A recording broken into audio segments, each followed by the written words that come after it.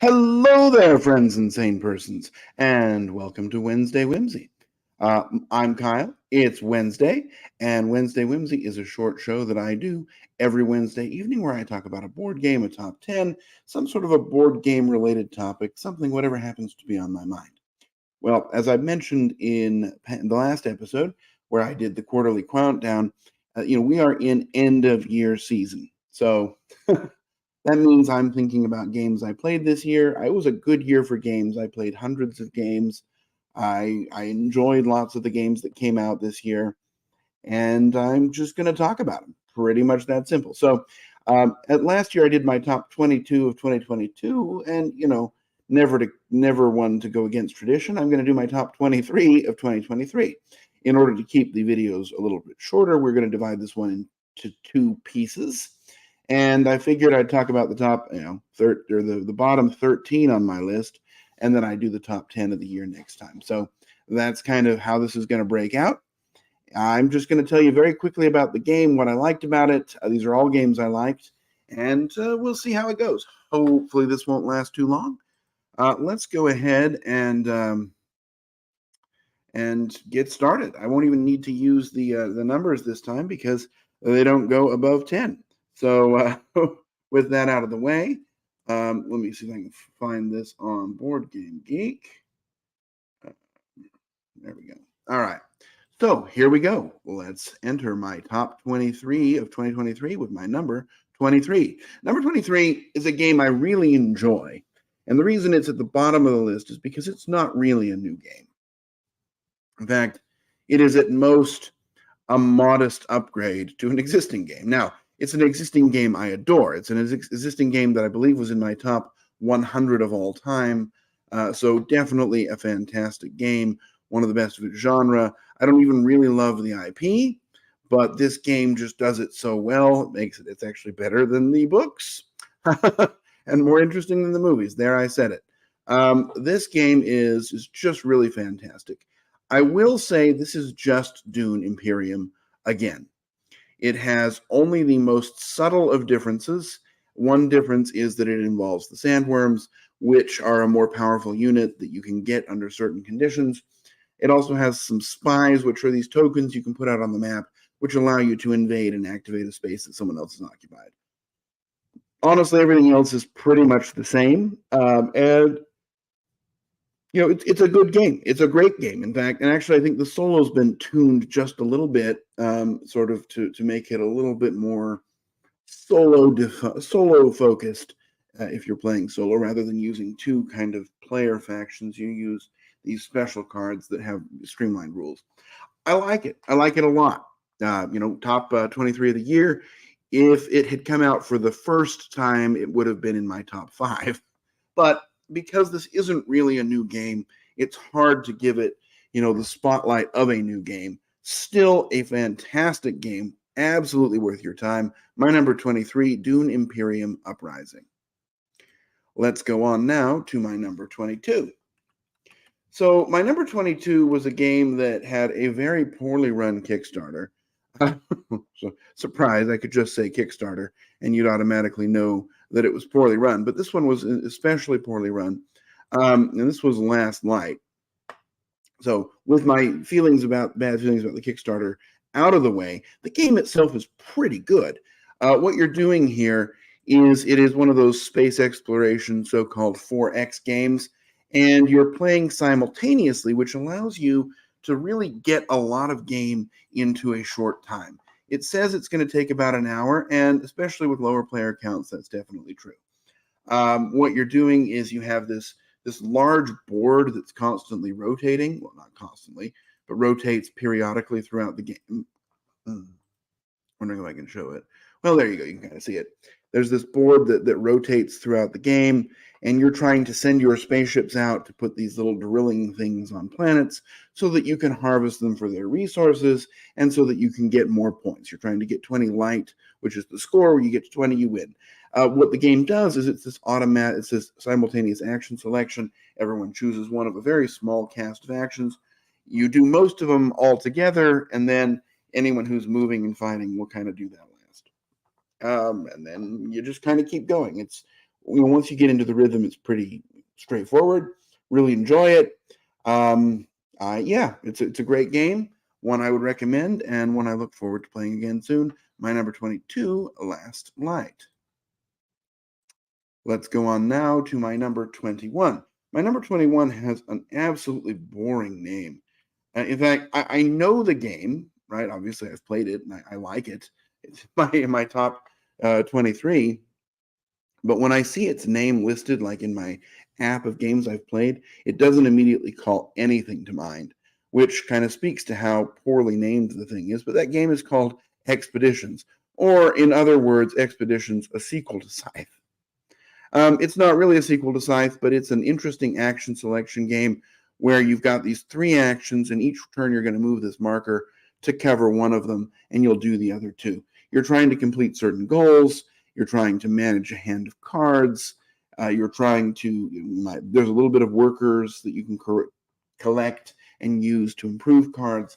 And there's a variety of ways to sort of score and manipulate things. It looks just like Scythe. It's got bigger pieces, though. And it's a great game. It's also a really good solo game, but it's good with lower player counts. 2 and 3 players, it's really good. I really like it. I wish it had a more snazzy name, but it is what it is. That's my 21, Expeditions. My number 20, and I won't, I didn't engineer this to be there, but its spot may have been influenced by its title just a little bit as to whether it would be, higher one or lower one, but it actually does fit about here, and that is my number 20, 20 Strong. I've talked about 20 Strong a lot in the recent weeks because it's just really a fantastic solo dice game. It's perfect for traveling, small box, small profile. You're trying to complete some goals. You're going to roll as many dice as you'd like and try and attack a set of targets that you've chosen. And, if the dice have different hit probabilities, and so you're trying to manage that, and then you have a limited ability to sort of pull those dice back and use them again.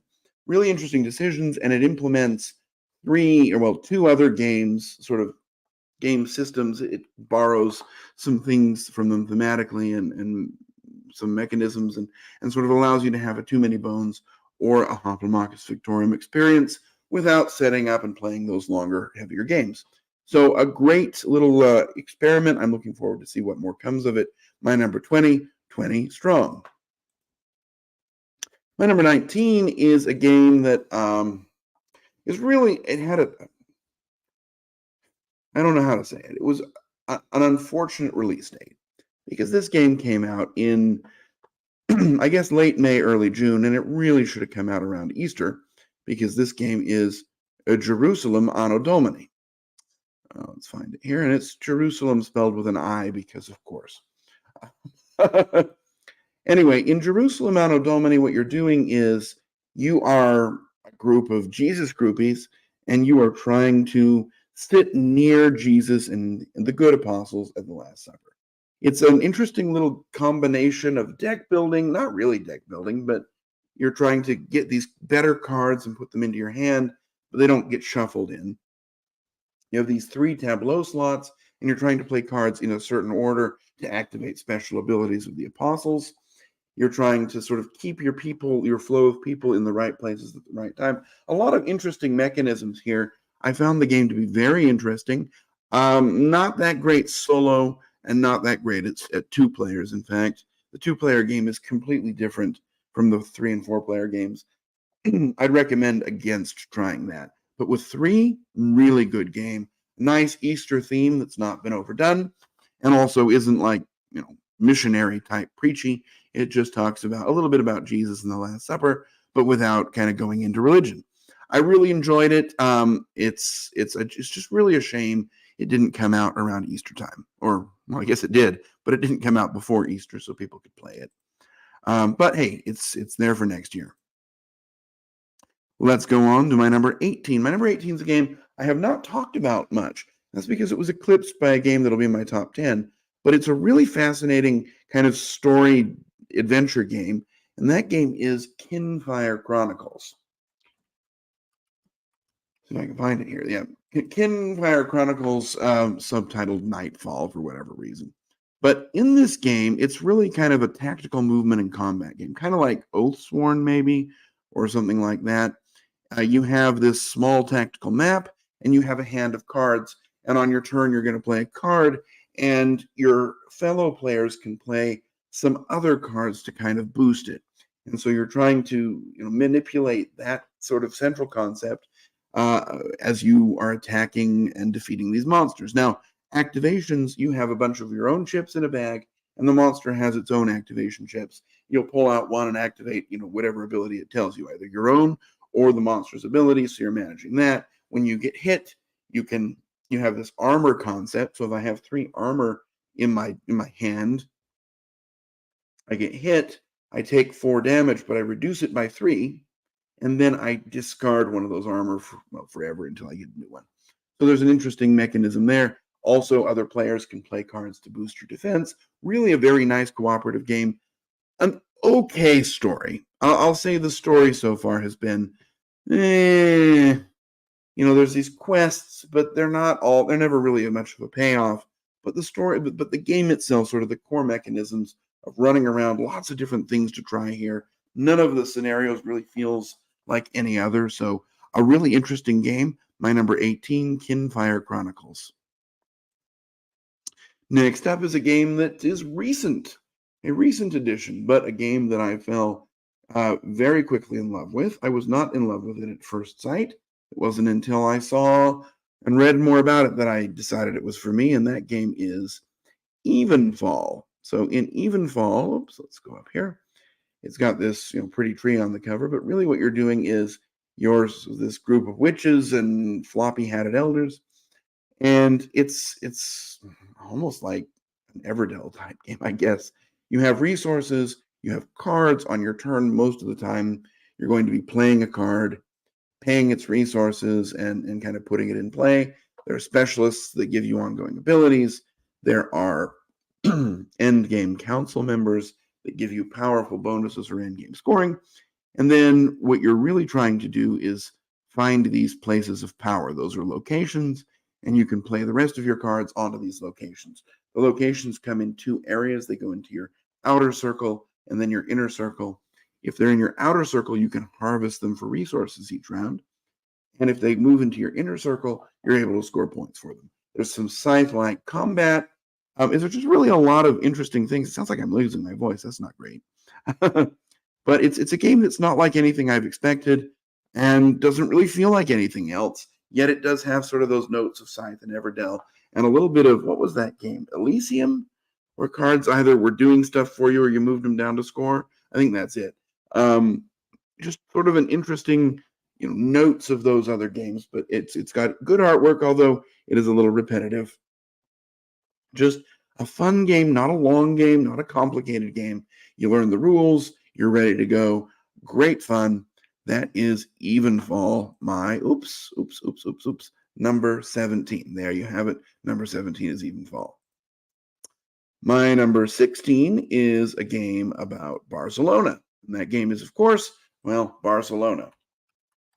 I already told you that I don't love it when games are just named after a place, but whatever. In this game, you're trying to rebuild the city of Barcelona, and it has some interesting mechanisms of action selection. So every turn, you're going to place a stack of these tokens out, and you're going to place them at an intersection. And that intersection is going to touch 2 different actions. So, for example, if I put it right here where this thing is already, it's got this action up here and this action right here. And these ones on the diagonal get a 3rd action as well. So you're trying to sort of place your people in ways where you'll get actions, but then you're going to build these buildings. And so if there are different combinations of people around this square, you're going to move the buildings out. You're going to get some sorts of bonuses, and you're going to sort of move the game toward its natural conclusion. Really interesting. There's a great solo mode, but I will say the solo mode was much too easy. It's not a challenge at all, even if you play it on super hard. But as a 2 or 3 player game, this is fantastic, super smooth, very easy to teach. There's a couple of weird rules about trolleys and passengers, but you can learn those pretty quickly. Just a fantastic experience, Barcelona. Well, there's another picture of Barcelona. All right. Let's keep going to my number 15. My number 15 was a game I was planning not even to play because it's based on an IP that I know really nothing about. But I guess I learned from the game at least, and that game is Witcher The Witcher Old World. So in The Witcher Old World, you're taking on one of these Witchers, which I guess are some sort of traveling fighters, and you're going around and you're fighting monsters. And really what you're trying to do is you're racing to 5 points. So the way you get points are by upgrading your stats or by winning combats. And also when you win a combat, you're going to get a special ability that makes things easier. So you can fight against sort of these neutral monsters, or you can fight against other players. And then, the first person to the 5 points, well, that person's going to win. Now, I will say that there is a solo mode in the box that's thoroughly mediocre. You just have to count how many rounds until you win. There's another better way to play where you're fighting against these legendary monsters that are moving around, and your goal is just to kill them. And as soon as you kill one, you end the game, and you have to kill it before a certain number of rounds has passed. But the more goals you accomplish, the more of those points you get, the easier it is to damage the monster. So I think that's a smoother way to play it. I've not played that with multiplayer, actually. I've only played that one solo. I played the base game multiplayer. There's an interesting combat system in this game, and you can see these cards are not in English, and they're not the right cards. Those are the potions. The cards here are going to have... why can't I find the cards? Usually that's all you can find. The cards here are going to have these symbols on them. And so if I played this yellow card here, it has a blue, and it means I can take the blue and place it here as a chain. And since it matches, those symbols are going to activate. And then I could place this green one here because there's this green. And so you're trying to build this combination of cards to do massive damage, to protect yourself, and to get you other bonuses as much as possible. Really interesting game, a very big game and a long game, but really a lot of fun, and not quite like much else that I've played. So my number 15, The Witcher Old World. My number 14 is a game about pooping. It's a joke I make every single time I talk about it, and it never gets old and it never gets funny. The game is by one of my favorite game designers, Vladimir Sushi, and this game is Evacuation. It was also on the quarterly countdown because I liked it quite a lot. In this game, you are trying to evacuate an old planet and move your stuff to the new planet. You're trying to do that as efficiently as possible. The game does come with 2 ways to play. One way, you're scoring points, and you're using and you have these goals that you're trying to accomplish. That game is amazing. Another way, you're racing to finish first to get certain thresholds, and then you're going to sort of take things away from yourself based upon other things you did. That's the race mode. That way sucks. Unfortunately, that was the first way I played because that's what the rules say to play. It's terrible. Don't do it. Play with the points. There's also some advanced action cards which really open the game up and make it a lot more interesting. So once I played that, I was in. I like this game a lot. It's great. It's fun. It's sort of that, the joy you've come to expect from Vladimir Sushi, but it also doesn't feel like any of his other games. And I can see I did not put the name up here, but it is my number 14, Evacuation. All right, next up we have a game that I believe I did a Whimsy about. This is a game about making alcoholic drinks, something I know nothing about, but a very interesting game nonetheless, and one that, again, doesn't really feel like anything else. So in this game, you are trying to create these spirits, and the way you're going to do that is this really interesting mechanism. You're going to take all the ingredients you want to put into the spirit, and you're looking at the recipes over here. So, for example, if I wanted to make gin, I need to have 2 of the red fruit spirits and nothing else. And so, I have to discover the recipe first, but I'm going to buy the fruit sugars, and I'm going to buy the other things I need to put in there. And I might want to put more than just 2 in there, because ultimately I'm going to shuffle these up, and I'm going to take 2 off and keep those, but they won't go into the drink. And then based upon, I'll look at that point and see whether it qualifies as a gin or not. So a really interesting mechanism where you're not quite sure what you're going to get, but you're always going to get something. Even if you fail to meet your main recipe, you can always make vodka or moonshine, which will get you some money and some points and keep things moving for you. So you're never really penalized for bad luck. And you can overplan, right? You can overcommit, which will help you to make sure you get it, or you can risk it and see what happens. A really interesting game. Again, it's just not like anything else, and very well produced, one I really enjoyed and learned a little bit about liquor. My number 13 is Distilled. My number 12 is a game that I've talked about quite a lot. It's a game that came out early in the year, and it's a game that replaced every other game in its series that came before. And that game is Marvel Zombies, a zombicide game. So in Marvel Zombies, what you're doing is you are zombies and you are going out and trying to attack the heroes. You're trying to complete certain missions. You're trying to fight off enemies. You're upgrading and getting special powers. It's basically just like Zombicide, but what they did is they took all the rules that I hated from Zombicide and shaved them away and just left this admittedly very schlocky, very lucky game, but it can be a lot of fun to just set up and play, not think too deeply about it, maybe a little role play with the Marvel characters. I recently got all the rest of the stuff from the Kickstarter. I have several boxes of Marvel Zombies upstairs that I haven't even opened, but that's going to give you more characters to play, more bad guys to fight. My love of the game is based solely on the base game.